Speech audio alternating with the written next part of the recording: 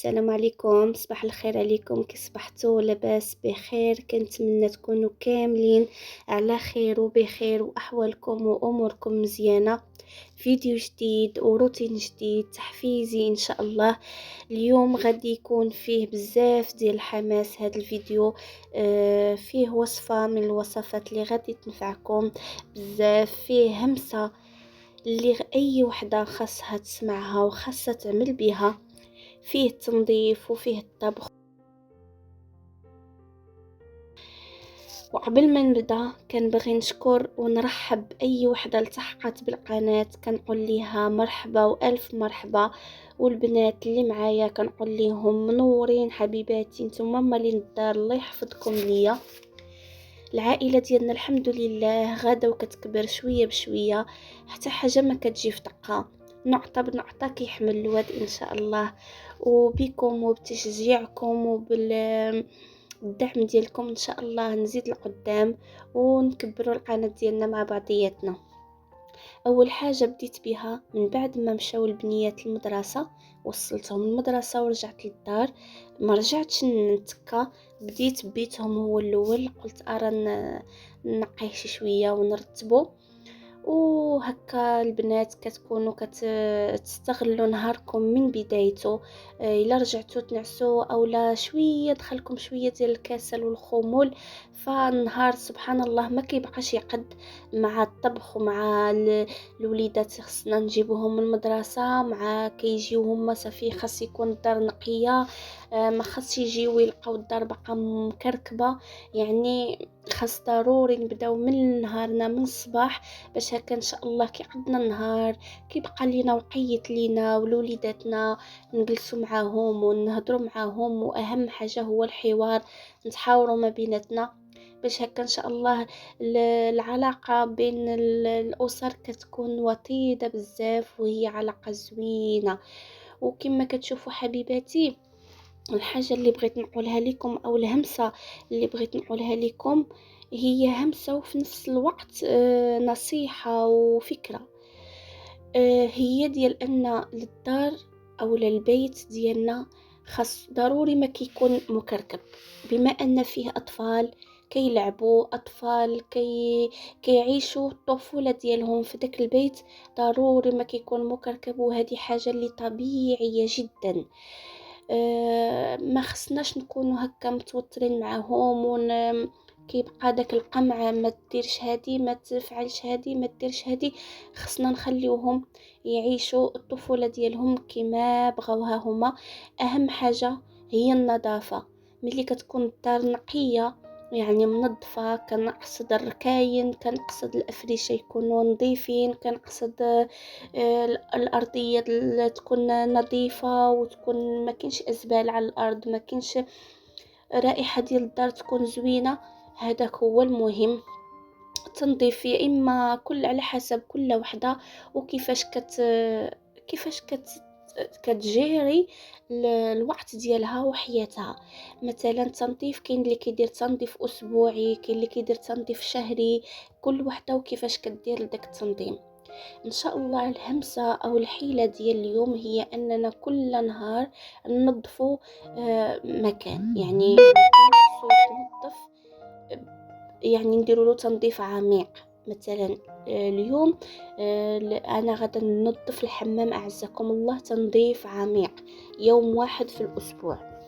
غنديروا لي الحمام مثلا الاثنين او الثلاثاء او الاربعاء، انتم كتختاروا اليوم اللي كيناسبكم باش هكا ديروا فيه اي حاجه من اي ركن من اركان ديال الدار ديالكم، يعني ديروها في ديك النهار يولي عندكم عاده. يعني بحال كدوزوه مره في الاسبوع كديروا له تنظيف اللي هو عميق.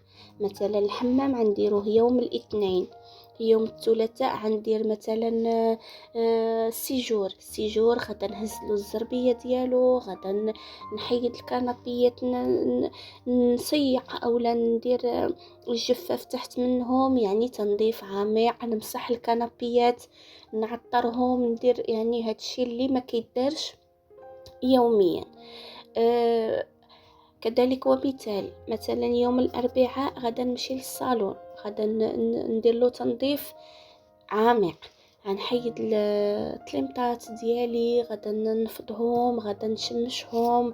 الزربيه كندوز ليها لاسبيغاتور، اللي ما عندوش كيدوز ليها الشيته ديال التصبين، كيدير فيها لي بيكربونات الصوديوم، كيدير بها يعني تنظيف، يعني كينظفها مزيان. كذلك كندخلوا البيوتات ديال النعاس، نبدلوا لهم اللي ما كيقدرش يبدل الافريشه كل يوم، كل 3 ايام على القليله مره في الاسبوع نبدلوا الافريشه، نبدلوا نمسحوا الغبار، نمسحوا هذه اللي ما عندوش الغبره دايما. اما اللي عنده الغبره كثيره فخصو يمسح تقريبا يوميا الغبار وداكشي. المهم حبيباتي كنبقاو غاديين على هذا النظام هذا، نفسيتنا كتكون مرتاحه، كندوزو نهارنا وحنا مرتاحين.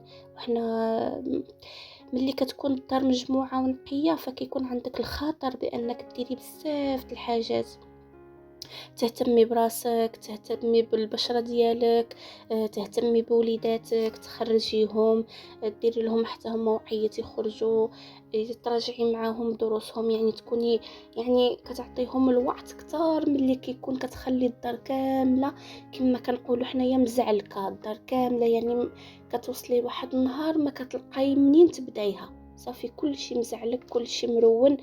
خلي الروينة اليومية، أنا ما كنهضرش على الروينة اليومية العادية اللي أي دار راه خصها تكون بحال هكاك. الا ما كانتش ديك الدار اللي فيها الاطفال المخاد ديالها طايحين وهذه، راه كاينه خلل في الدار والوليدات ما حاسينش بالراحه في دارهم. يعني ضروري كما قلت لكم انا كنهضر على التنظيف والنظافه من الايمان. واي حاجه شفناها توسخات، اي حاجه شفناها يلا غادا تبدا توسخ، نحيدوها ونقيوها، والحمد لله والشكر لله في هذا الوقت هذا. يعني الأغلبية ديالنا كيتوفروا على آلات ديال الغسيل، كيتوفروا على بزاف ديال الحاجات اللي الحمد لله كتسهل الحياة، اللهم لك الحمد. وكنبقاو غاديين على هاد الطريقة هذه، كل نهار نضفوا حاجة، كل نهار ندوزو لواحد القنت بحال الكوزينة تبارك الله راه هي اللي كنقضيو فيها معظم الوقت ديالنا. الوقت كامل اللي كيدوز في الكوزينة، والكوزينة كترون بزاف. المجوره اللي دايرين فيهم المعالق وداكشي كيترونوا، البلاكارات كيترونوا. هذيك الكوزينه كندير فيها يومين اولا 3 ايام. كل نهار مثلا نهار كنجبد البلاكارات التحتانيين اولا غير كندوز عليهم. مثلا يوم الخميس كندوز على البلاكارات التحتانيين كنظمهم كنقادهم. ندوز نهار اخر ندير بلاكارات الفوقانيين، نهار اخر التيروارات. نهار واحد عاوتاني عندي انا يوم السبت بالليل كنقي الثلاجه دائما. هذه واحد روتين لي اسبوعي. يوم السبت بالليل الثلاجه كتنقاها باش كنشوف شنو هو اللي ناقصني، شنو هو اللي خاصني، باش نهار الحد كنتقضى الخضر الاسبوع اولا 15 يوم على حسب. ولكن يوم السبت ضروري ما كنقي الثلاجه، وهذه عادات ولات عندي والصراحه عجباتني وكتنفع، وكتبقى ديما ثلاجتك نقيه وديما الثلاجه مرتبه. واهم حاجه الا كانت الثلاجه فيها منظمات وفيها بزاف د الحاجات اللي كتسهل عليك الامور اليوميه فهي كتبقى نقيه، يعني كدوزي عليها غير مسيحه وهانتي ساليتي من الحريره ديال الثلاجه. وهذا مكان البنات، وخصنا ضروري نخصو واحد الوقية لراسنا، ما نبقاوش غير هكا منهمكين في الشقه ديال الدار. راه ما كيتسالاش، راه العمر كيتسالى والشقه ديال الدار ما كيتسالاش. دائما نفس الروتين راه كيتعاود. ولكن الا نظمناه وعرفنا نتحكموا فيه وعرفنا نكونوا يعني مسيطرين على الامور، اكيد ما غادي يبقى لك واحد الوقيت راسك تجلسي مع راسك. ضروري ديري قهيوه وديري واحد الحليوه كتعجبك حطيها وجلسي بينك وبين راسك، حطي ورقه وستيلو. علاش لا؟ شوفي شنو نتي باغا ديري في حياتك، شنو باغا تخطي لهاد الشهر هذا. هاد الشهر شنو هو الاهداف اللي عندك فيه؟ خصك مثلا في الاخر هاد الشهر خصك يكون عندك واحد الهدف كنتي كتخدمي عليه هاد الشهر هذا وخصك ديريه، حتى لو كان بسيط، حتى لو كان يعني ابسط مما تتخيلين، يعني شي حاجه اللي بسيطه. مثلا انا نعطيكم مثال.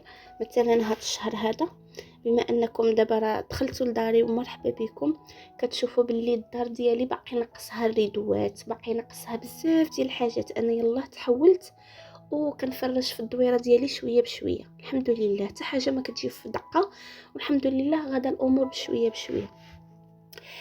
وكنبغي انا واخا غير في الدار يعني ربة بيت، ويعني ما عنديش واحد المدخول اللي خاص بيا انا، ماشي للزوج ديالي الله يحفظه ليا، راه متكفل بكل شيء. ولكن انا ما عرفتش فيا هذا الاحساس، ما عرفتش واش في العيالات كاملين ولا غير انا. كتبغي واخا غير من ديك المصروف اللي كيعطيك، ما عرفتش كتبغي توفري منه، ضروري تحطي منه واحد الحاجه اللي تزيدي بها شي حاجه في دارك تفرحك انتي.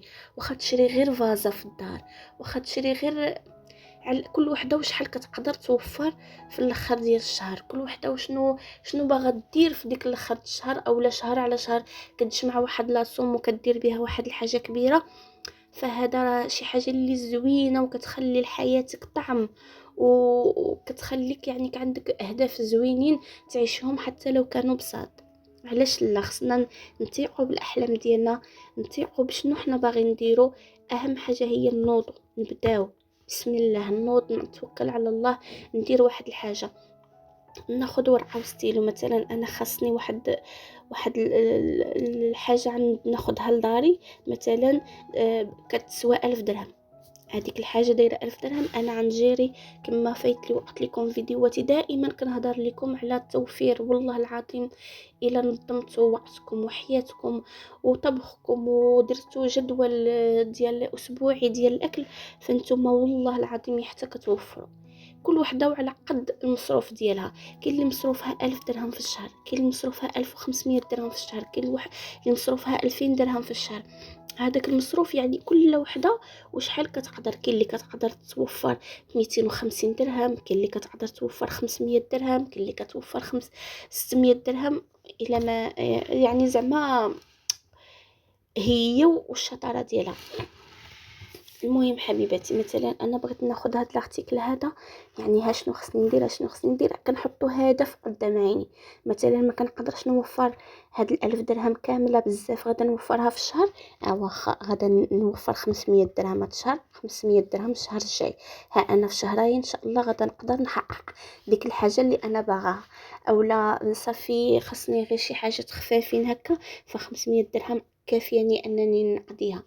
ابر توفير، ابر حاجات للدار. شوف انا اهدافي شنو هما، واش باغا نقص في الوزن مثلا، ندير ريجيم، واش باغا نبدل طريقتي مع وليداتي. مثلا انا عصبيه عليهم بزاف، انا ما كنجلسش معاهم بزاف. انا هادي شتي ديك الوقيات اللي كنعطيو لراسنا وكنجلس تجلسي غير ساعه مع راسك، ساعه مع راسك، قولي انا شنو كندير، فين غادا بهادشي اللي انا فيه، واش انا غادا مزيان، واش عاجبني هذا الروتين اللي انا فيه، ما عاجبنيش، بغيت واحد النقاط في حياتي بغيت نبدلهم، بغيت نزيد بحياتي القدام.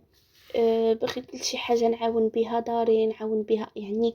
كنرتب احلامي على حسب المستطاع، كنرتب الاولويات، دائما الاولويات ثم الاولويات.